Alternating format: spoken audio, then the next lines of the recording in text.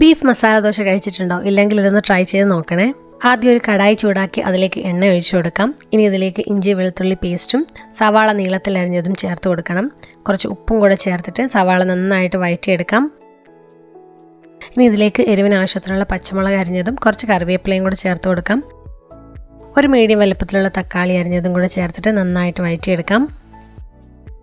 ഇനി ഇതിലേക്ക് മഞ്ഞൾപ്പൊടി, മല്ലിപ്പൊടി, മുളക് പൊടി, ഗരം മസാലപ്പൊടി ഇത്രയും ചേർത്തിട്ട് പൊടികളുടെ പച്ചമണം മാറി വരുന്നത് വരെ നന്നായിട്ടൊന്ന് മിക്സ് ചെയ്തെടുക്കാം.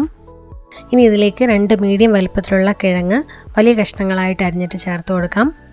ഉപ്പും മഞ്ഞളും ചേർത്തിട്ട് വേവിച്ചെടുത്ത 1/2 കിലോ ബീഫ് ഇതിലേക്ക് ചേർത്ത് കൊടുക്കാം. ആവശ്യത്തിനുള്ള വെള്ളവും കൂടി ഒഴിച്ചിട്ട് അടച്ചു വെച്ചിട്ട് കിഴങ്ങ് നന്നായിട്ട് വെന്ത് വരുന്നവരെ വേവിച്ചെടുക്കണം.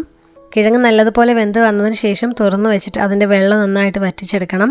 അവസാനമായിട്ട് കുറച്ച് മല്ലിയില അരിഞ്ഞതും കൂടി ചേർത്ത് കൊടുക്കാം. ഇനിയൊരു ദോശത്തവ ചൂടാക്കി ഒരു വലിയ തവി മാവ് ഒഴിച്ച് നല്ല നൈസായിട്ട് പരത്തി ഒരു ദോശ ചുട്ടെടുക്കണം. കുറച്ച് നെയ്യ് കൂടി ഒഴിച്ചു കൊടുക്കാം. നെയ്യും കൂടി ചേർക്കുമ്പോൾ നല്ലൊരു ടേസ്റ്റാണ്. ഇനി നമ്മൾ റെഡിയാക്കി വെച്ചിരിക്കുന്ന ബീഫും കിഴങ്ങും കൂടിയുള്ള ആ ഒരു മസാലയും കൂടെ വെച്ചിട്ട് ദോശ മടക്കി സെർവ് ചെയ്യാം. നല്ല ടേസ്റ്റി ആയിട്ടുള്ള ബീഫ് മസാല ദോശ ഇവിടെ റെഡി ആയിട്ടുണ്ട്. എല്ലാവരും ട്രൈ ചെയ്ത് നോക്കുക. ട്രൈ ചെയ്ത് നോക്കിയിട്ട് ഫീഡ്ബാക്ക് കമൻസിൽ അറിയിക്കണേ.